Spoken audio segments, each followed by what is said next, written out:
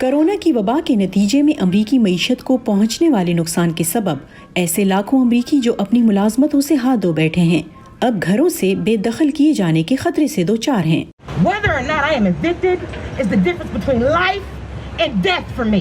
ٹیانا کوربل اس احساس سے اچھی طرح واقف ہیں۔ گزشتہ برس انہیں ایسے حالات میں گھر سے بے دخل ہونا پڑا جب ان کی نوکری چلی گئی اور وہ اوویرین کینسر کا علاج کرا رہی تھی۔ ہمارے حالات اچھے تھے اور پھر مجھے کینسر ہو گیا۔ میرا علاج چل رہا تھا جب ہمیں گھر سے نکالا گیا۔ یہ ایک برا تجربہ تھا۔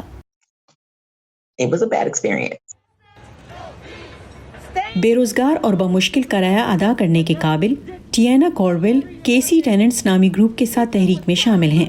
یہ تنظیم ریاست میزوری کے شہر کینسس میں شہریوں کے لیے سستی رہائش کے لیے سرگرم ہے۔ ملک کے بیشتر حصوں کی طرح یہ ریاست کرونا وبا سے پہلے ہی سستی رہائش کے بحران سے دوچار تھی اور اب ریاست میں تقریباً 50% کرایہ داروں کو بے دخل کیے جانے کا خطرہ ہے کیونکہ وہ اپنا کرایہ ادا نہیں کر سکتے۔ ریاست میزوری میں پہلے ہی ایسے ہزاروں کرایہ دار موجود تھے جو وبا سے پہلے اپنی آمدن کا 50% سے زیادہ کرائے کی صورت میں ادا کر رہے تھے، اور اب لاکھوں لوگ کووڈ کے دوران بے روزگار ہوئے ہیں یا کچھ عرصہ بے روزگار رہے ہیں۔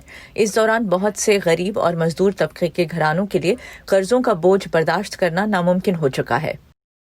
بہت سے امریکیوں کو ریاستی اور وفاقی حکومتوں کی جانب سے بے روزگاری الاؤنس کے تحت مالی امداد مل رہی تھی، لیکن جولائی سے وفاقی حکومت کی جانب سے ملنے والا اضافی ہفتہ وار بے روزگاری الاؤنس ختم ہو گیا۔ اس طرح لاکھوں افراد اپنے بل ادا کرنے سے قاصر رہے اور انہیں گھروں سے بے دخل کیے جانے کے خطرے کا سامنا ہے۔ لہٰذا لوگ ایک ایسے بحران کا سامنا کرنے والے ہیں جو پہلے دیکھنے میں نہیں آیا۔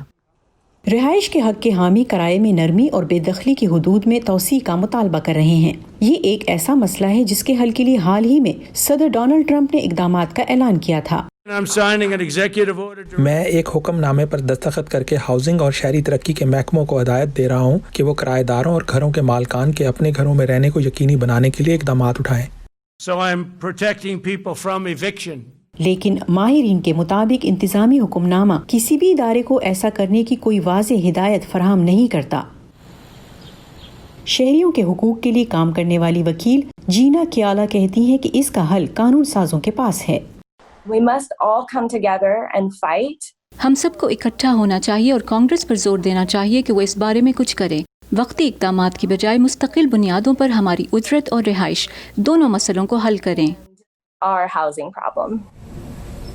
وہ مالکان کی بھی حوصلہ افزائی کرتی ہیں کہ وہ اپنے کرایہ داروں سے جب ممکن ہو بات کریں، لیکن ملک کے 40% مکان مالکان چھوٹی سطح کے ہیں جو کرائے کی عدم ادائیگی کا نقصان برداشت نہیں کر سکتے۔ ہماری ایسوسی ایشن کے لیے یہ غیر معمولی وقت ہے کیونکہ ہمیں پریشان حال مالکان کی طرف سے مسلسل کالز موصول ہو رہی ہیں جنہیں نہ صرف اپنے کرائے کے مکانات بلکہ اپنے گھروں کو بھی کھونے کا خدشہ ہے۔ نارتھ کیرولائنا کی مالک مکان کیتھی فلپس آمدن کے لیے اپنی 10 کرائے کی جائیدادوں پر انحصار کرتی ہیں۔ ان کی ایک کرایہ دار وقت پر کرایہ ادا کرنے سے قاصر ہیں۔ وہ اکیلی ماں ہیں اور ایسی صورتحال میں مجھے اچھا نہیں لگتا کہ انہیں بے دخل کیا جائے۔ میں نے انہیں 3 ماہ کے کرائے پر 50% رعایت کی پیشکش کی ہے۔ آپ کو ہمدرد ہونا پڑتا ہے۔ ٹیانا کوربل اس سے اتفاق کرتی ہیں۔ دونوں بار جب مجھے گھر سے بے دخل کیا گیا تو یہ ایک ذاتی حملے کی طرح محسوس ہوا، کیونکہ میں نے سوچا کہ میں نے ایسا کیا غلط کیا تھا، کیا میرے اہل خانہ نے جو کیا وہ غلط تھا، کیونکہ وہ میرا خیال رکھنا چاہتے تھے۔ جولی ٹیبو کی رپورٹ کے ساتھ نیلوفر مغل، وائس آف امریکہ۔